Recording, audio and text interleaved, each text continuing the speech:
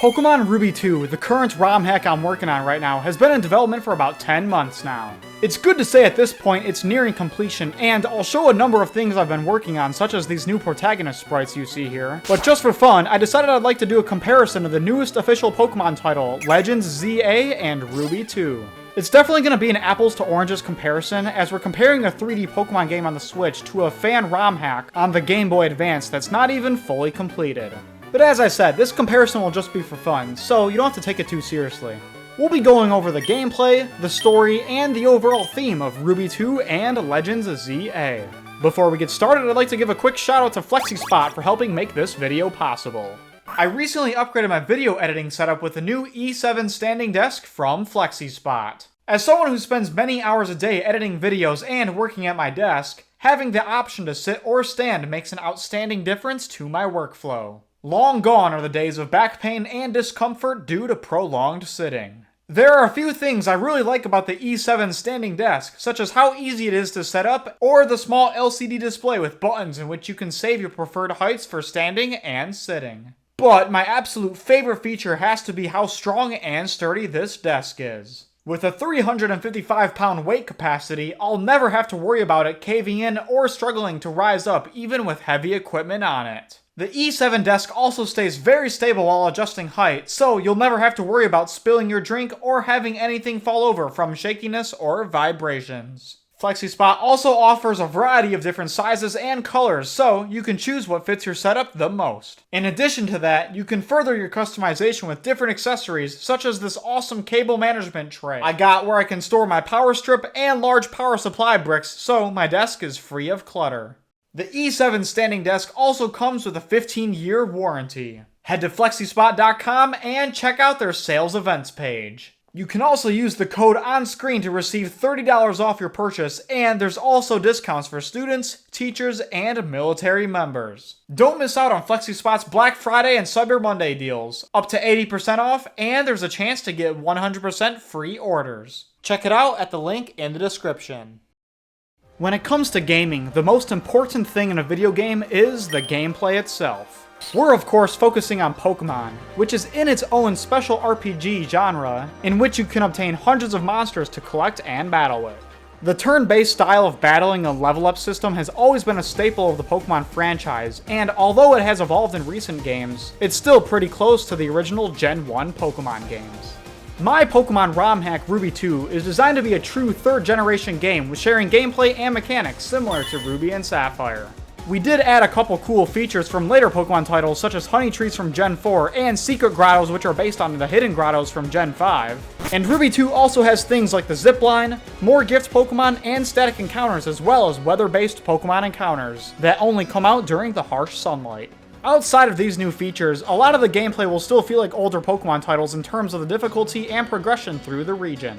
Longtime Pokemon fans will really enjoy the nostalgia of Pokemon Ruby 2, and you'll get to experience the refreshed version of Hoenn we have all come to love. Now, something that Pokemon Ruby 2 and Legends ZA actually have in common is the return to a familiar region from a previous Pokemon title. Ruby 2 is a sequel based in Hoenn, which was in Ruby, Sapphire, and Emerald, as well as the 3DS remakes Omega Ruby and Alpha Sapphire. The Legends ZA is also a sequel based in Kalos from Pokemon X and Y, but just Lumio City, which is Pokemon's version of Paris, and it was a central part to those games and a prominent city in the Pokemon franchise. Other than the new Mega Evolutions, Pokemon Legends ZA does not add any new Pokemon to the game, so you can build your team with familiar faces you've known and loved. Pokemon Ruby 2 also does not add any new Pokemon or forms, other than the fact that we do have Pokemon beyond the third generation. So if you look at it from the perspective of playing Ruby 2 after the original Ruby without knowing anything about the franchise beyond that, then sure, it's like having new Pokemon to explore. But if you look at it from the perspective of a longtime Pokemon fan who has been playing Ruby 2 for the purpose of nostalgia, then you'll really like seeing familiar Pokemon from generations past the Game Boy Advance titles. So after talking about these similarities between Pokemon Ruby 2 and Legends ZA, what does Legends ZA have to make it different? Well, if you've played Pokemon Legends ZA or watched videos of it, you know right off the bat the biggest gameplay change is the new battling system. With Legends ZA, we have our first true mainline game that strays away from the turn-based combat we've been used to for almost 3 decades. Legends Arceus from a few years ago did change up the turn-based battling a little bit, but it is still nothing like the live-action system we have in Legends ZA. I gotta say, this new battling system is really fun and an awesome spin on the traditional system we've been used to. It certainly takes some getting used to, but I really like the franchise to take a step more in this direction. It goes beyond just selecting a move, then sitting there and waiting for the animations to play out and watching the health bars go down. In Legends ZA, it feels more like watching Pokemon battles from the anime with using moves in a more rapid succession, and being able to dodge moves or cover the battlefield in hazards, like Stealth Rock or Fire Spin. It's definitely more fast-paced and intense, so some fans will like it more and others would prefer the traditional and more relaxing style of gameplay. Either way, it's obvious Legends ZA has the biggest change of battling in any mainline Pokemon game, and I think they executed it very well. One thing that makes ZA very different too is the fact that the game takes place in one city rather than an entire region. After Legends Arceus, followed by Scarlet and Violet, it's really interesting to see an approach that actually scales back the openness of those games. But it allows Lumio City to be jam-packed with detail compared to some areas in the previous titles, which had wide open and empty lands to run through. The first 2 or 3 hours of ZA is mostly a tutorial and very restrictive, unfortunately. But once you get past that and can explore more, you'd be surprised at the amount of gameplay and content you experience in just one city. I also like the fact that as you progress through the story of Legends ZA, the city itself changes with more of the wild areas opening up for new encounters, taking over previous sites you might have already been to. I'm not going to spoil the end of Legends ZA for those who have not played yet, but I can say the city you start off in will look a lot different than the city that you end the game in. Sharing some mechanics with Legends Arceus, ZA also lets you sneak up and catch Pokemon without engaging them in battle. And the wild Pokemon even attack your player too, so you have to be constantly aware of your surroundings. So as you can see, Pokemon Ruby 2 and Legends ZA are unique in their own ways, but also share the similarity of being based on places found in previous titles and only featuring older Pokemon. Ruby 2, of course, has a far more traditional and nostalgic approach with a few new features to spice up the gameplay. Legends ZA is a very new approach to the franchise with its battling system and taking place in one city rather than a whole region. I think long-time Pokemon fans will really enjoy the gameplay of both Ruby 2 and Legends ZA, as each of them takes a very different approach of what fans enjoy in Pokemon games. Okay, that was a lot of talk about the gameplay of my ROM hack and the newest Pokemon title, but what about the story of each game? Now I'm gonna be honest, me personally, I don't care too much about the story in Pokemon games, as I think fun gameplay should always be a top priority. For example, Pokemon Sun and Moon were my least favorite mainline games due to the fact that I think Game Freak focused too much on the story way more than the actual gameplay. Pokemon Ruby 2 does have a new and unique story, being a what-if scenario if Team Magma expanded the land with Groudon. And when you play this ROM hack, you'll learn about the reason for their return. But if I'm gonna be honest, the story will probably not be nearly in depth as most of the newer Pokemon games. Just like older Pokemon games, it's a much more simple story, but I think you guys will appreciate at least the change of the Hoenn region and how it affected the characters and their lives. The story also ties into the gameplay, with Hoenn having more rocky terrain and sandy areas as well as the common harsh droughts. Ruby 2's story is simple, right to the point, and ties in directly to the gameplay. If you're someone who gets heavily invested into games or ROM hacks specifically for the story, don't expect too much out of Ruby 2 for the story. Now, as I mentioned with the gameplay, the most common thing between Ruby 2 and Legends ZA is that they're sequels to a previous title and they take place in a familiar setting. Legends ZA has a story that takes place many years after the events of X and Y, and you get to experience the reconstruction project of Lumio City, making it a place for people and Pokemon alike. There's also a new plot regarding a mysterious Mega Evolution energy spreading throughout the city, causing wild Pokemon to Mega Evolve on their own. This story ties directly into the characters and their missions, but it's cool because you also get to see how the events of X and Y have affected some characters, but that's something I also don't want to spoil in this video. Legends ZA goes a lot more in depth beyond what I just explained, and much more detailed in comparison to Ruby 2. But again, Ruby 2's plot is more simple because it's more similar to older Pokemon titles.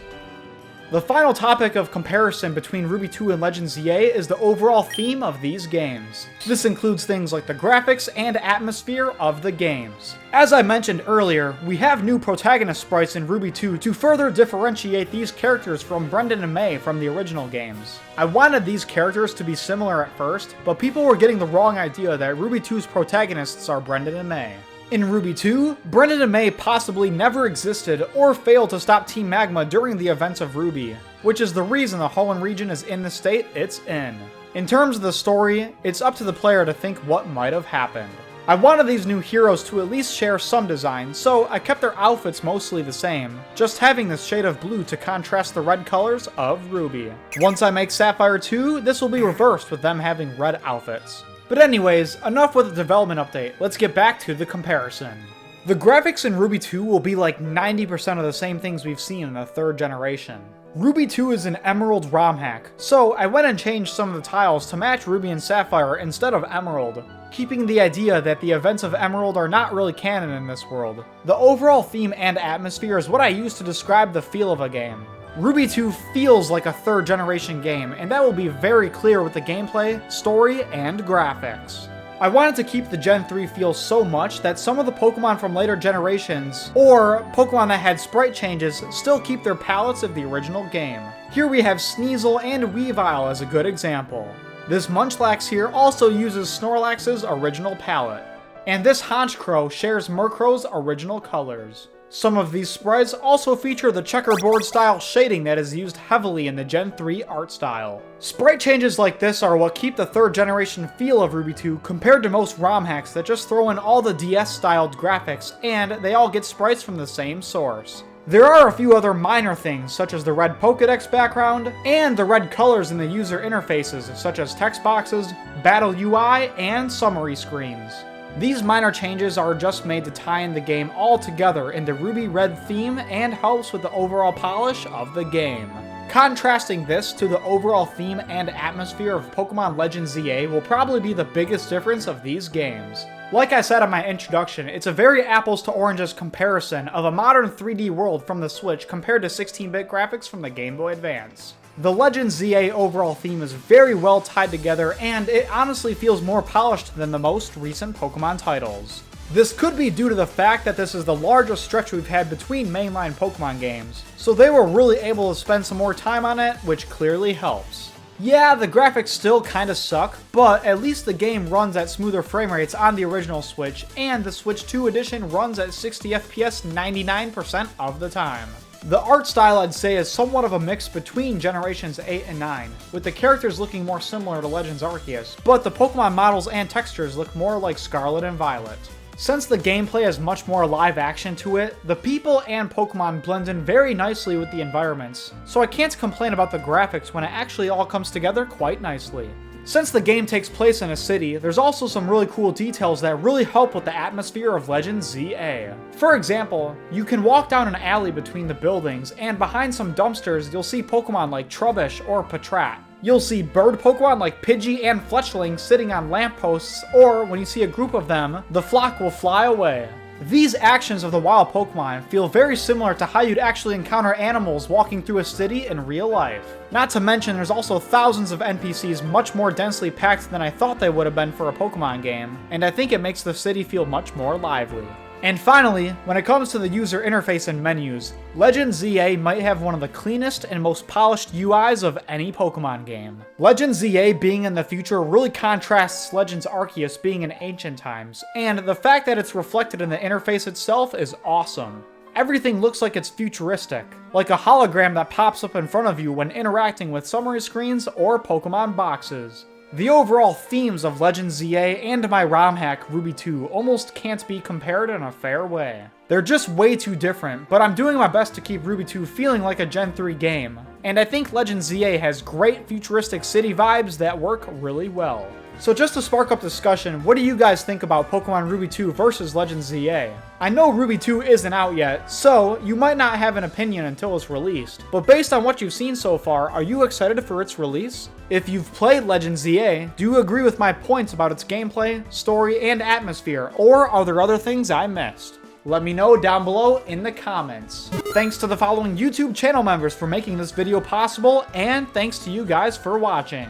And remember guys, be sure to shop at FlexiSpot.com, and if you liked it, leave a note saying King Crady sent you at checkout, and use the code on screen to save an extra $30 on your own E7 standing desk. I'll see you all in the next one.